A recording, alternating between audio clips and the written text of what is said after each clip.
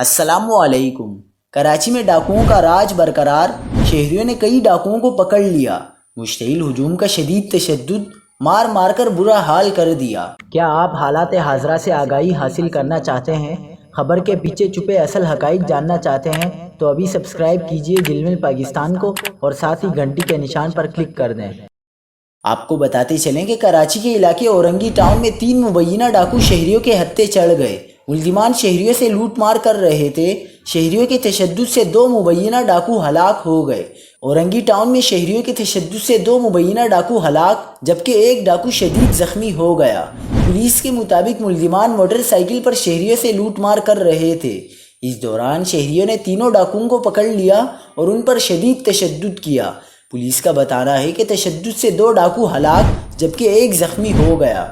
Police کی جانب سے ہلاک اور زخمی ڈاکو کی شناخت کی جا رہی ہے۔